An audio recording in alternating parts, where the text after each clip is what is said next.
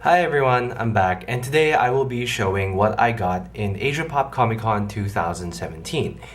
I got my copy of Overwatch signed by Gaku Space, Genji from Overwatch.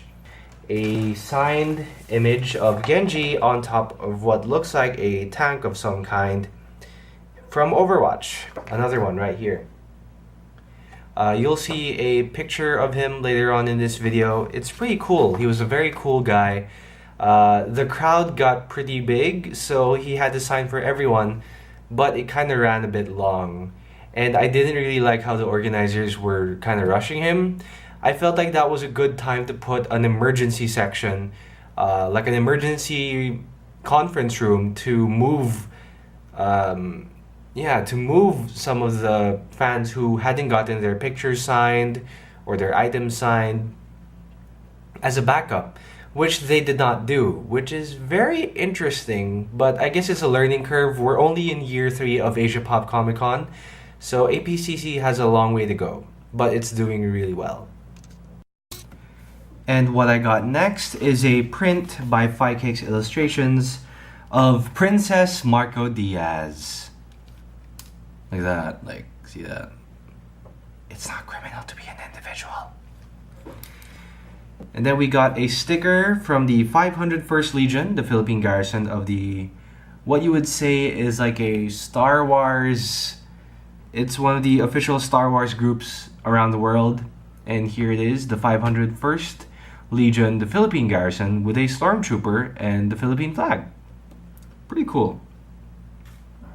Finally, I got a print by Stanley Artgerm Lau of Mercy from Overwatch, my second most played character. And now for my last haul, it is a print by Camille Areopagita. It is a very, very adorable picture of Wonder Woman carrying the Justice League in the upcoming Justice League movie. Right here. Can you see it?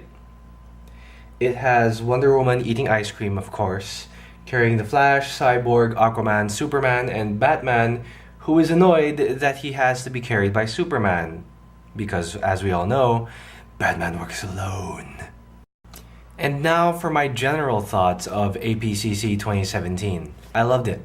There was so much to do. Even if you weren't really a fan of the guest, you still had the option to go up for the main stage panel. And now, admittedly, they weren't the most high profile, but believe me, they just seemed a lot more friendly compared to some of the bigger stars. So this made it a lot more fun than usual. There was the big Netflix booth, which was insane. I don't know how else to describe it. It took up half of a convention hall, and then the other half was reserved for the meet and greet area. There was also the PWR, Philippine Wrestling Revolution.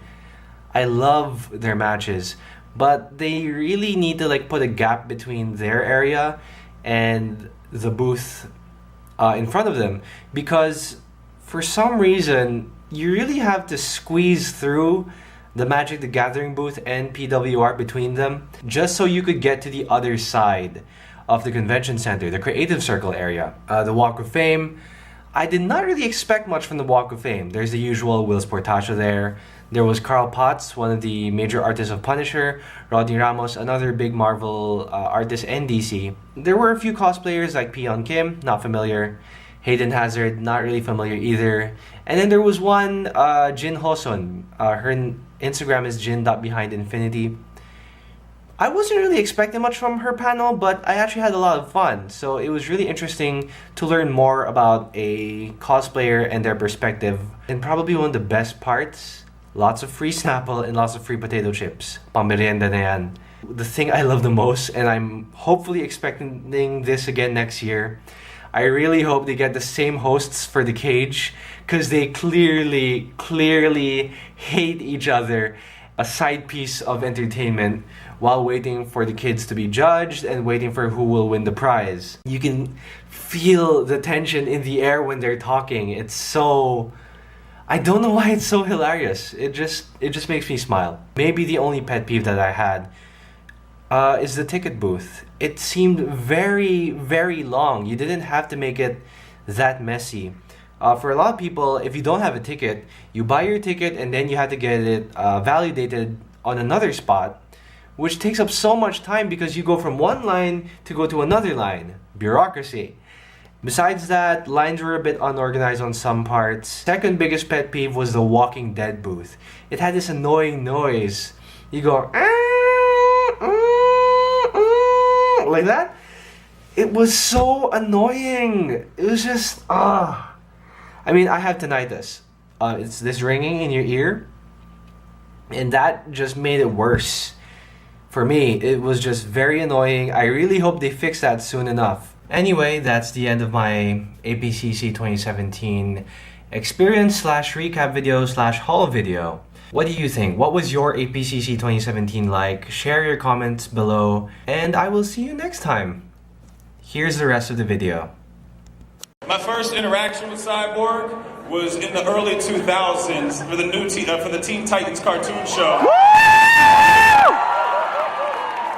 So when I ended up getting the role, my friends over at Warner Brothers in DC, they sent me just about every comic that has involved Cyborg ever. Right? And as we know, Cyborg in the comics is much different than Cyborg in the Teen Titans cartoon shows.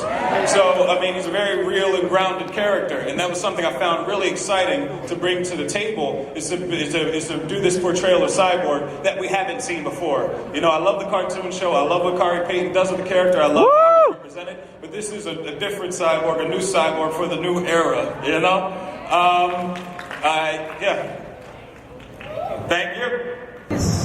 What is the biggest difference between film acting and voice acting for you? Of course, on the in front of the camera, you have physical limitation, you know, and when you film something on camera, you do have a script, so I can have all the the character arc that I can work with. But the voice acting, usually we get only lines that I record. So I don't know the story, I don't know anything. So in voice acting, usually we take like 5 or 10 different versions just in case for them to pick. But on camera, sometimes I can make a choice.